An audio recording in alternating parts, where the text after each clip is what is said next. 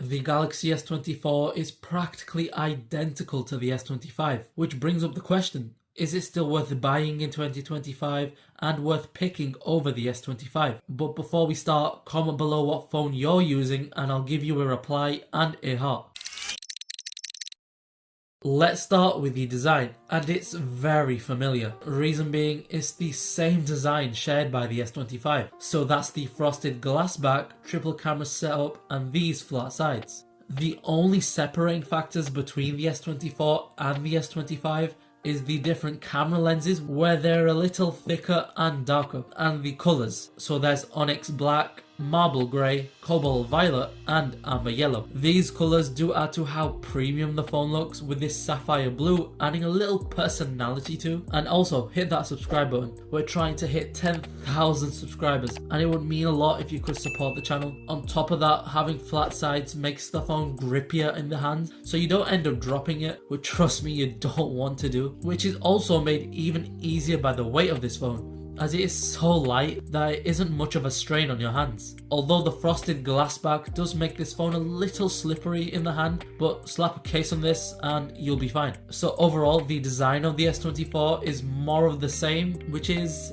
premium yet boring. Okay though, the display on the S24 is where it stands out. It's a 6.2 inch Super AMOLED display with 416 ppi, and this screen is really nice to watch things on. You could be immersed into a 2-hour movie thanks to these deep blacks and the natural yet still punchy colours. And some people may complain and say, well, it's only 1080p. Well, that's not really a problem, given the phone is this small, so it's still very sharp, and putting something like a Quad HD screen in this would be hardly noticeable and just drain the battery, something you don't want given it's already a small phone. It gets nice and bright at a jaw-dropping 2600 nits of max brightness, so outdoor use is definitely not going to be a problem. Plus, it's going to be so convenient to be seeing the screen in outdoor scenarios. The screen is 120Hz, which is not only smooth but efficient, as it's able to go all the way down to 1Hz when idling, meaning it's going to drain less battery when you're not actually using the screen. And the best part of this display is the fact it's the exact same as the S25's. Same brightness, same size, same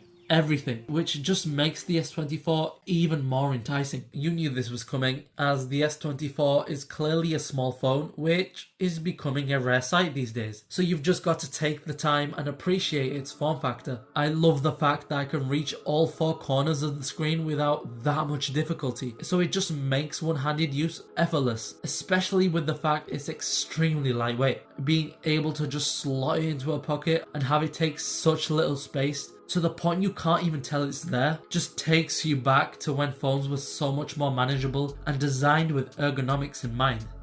But of course, one thing takes a hit with a small phone, and that's battery life, which is fine at best. You could get it through a whole day if you don't push it that hard, so that's regular usage like texting, scrolling socials, throw some content consumption in there, and you're looking at around 5 to 6 hours of screen on time. However, if you take the usage heavier by constant video recording or playing a heavy game, then you will need to plug in before the end of the day. What's going to affect battery life the most is battery health, which you can finally check on One UI 7. This S24 is still at 100% battery health, and if you're going through the used market, going for anything in between 91% to 100% is the safest bet, as remember, the phone is still only a year old. Charging is also, it's mediocre, as it's only 25 watts wired, although you could excuse it given it is a smaller phone, so it's not going to take that long to charge. But compared to any other Android in the same category,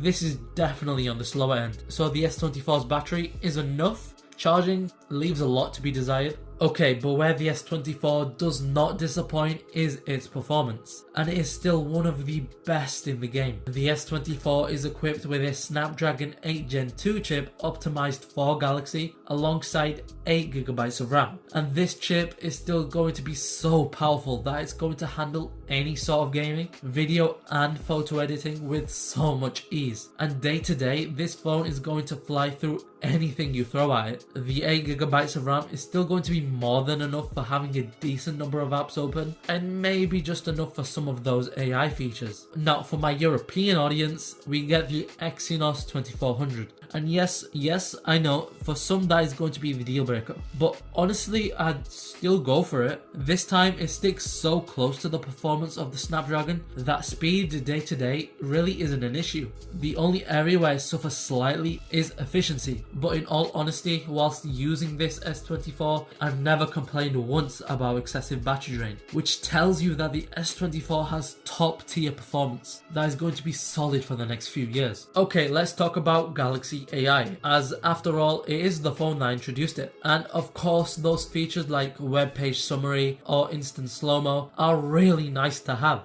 And comparing to the S25, it gets 95% of its AI capabilities, except from the now brief and a few minor ones, but all the main features are all there. So it really does bring up the question, why buy a base S25? As the S24 gets almost all of the same things. And the same goes for the S24's cameras, with a 50 megapixel main, 12 megapixel ultra wide, and a 12 megapixel telephoto. The exact same as the S25. And the S24 does output some decent looking photos. It goes with a natural color profile and doesn't exaggerate as much as the S22/S23, contrasting with a good amount of detail. As for the ultra wide and telephoto, well, they do the job. Very capable lenses that do give you a lot more leverage in terms of the type of shots you can get, but the only problem is the fact that the quality drop is so noticeable from the main to these lenses that you could have only hoped they were upgraded to, let's say, 24 megapixels. What I'm glad did get fixed though is shutter lag, and it is so much better compared to the S23. You can't feel the delay anymore, so you're not accidentally missing a shot. So glad this was fixed. Video wise, the S24 can record up to 8K 30 and it does deliver some decent looking video. Actually, fun fact, the S23 and S25 Ultra videos were both shot with this phone, so they should tell you the S24's photos and video do look good enough, to the point you could pretty much start a YouTube channel with them. The biggest thing going for the S24 right now at least is software and software support. Right now the S24 has got the latest Android 15 with Samsung's new One UI 7, and this update is everything Samsung has needed for the last few iterations. The animations and just the experience of using the software skin is light and extremely smooth. And the S24 should be getting plenty more of these updates too, thanks to a massive 6 years of software support left. Only 1 more year less than the S25 because that phone is newer. But 6 years is still some insane longevity. And if you're into keeping your phone until the end of its lifespan, this is going to take you all the way to 2031. Crazy longevity. So should you still buy the Galaxy S24 in 2025? And it's a pretty clear answer. Yes, you should. This phone is basically almost the same as the S25. I mean, cameras, display, design, it's all the same. Besides the slight performance gains and an extra year worth of software updates. But then again, 6 whole years of software support on the S24 is still insane. And you can't even say that this phone is old. It only came out last year. From its performance to its display, the S24 is still such a good phone to use in 2025. Let's not forget the fact that this phone has dropped in price too, making it such a good deal if you're going used or if you find one brand new. You're getting a top performing flagship that's going to hold up so well for the next 3 to 4 years. Another solid phone for 2025. Thanks for watching. I'll catch you in the next one. See you there.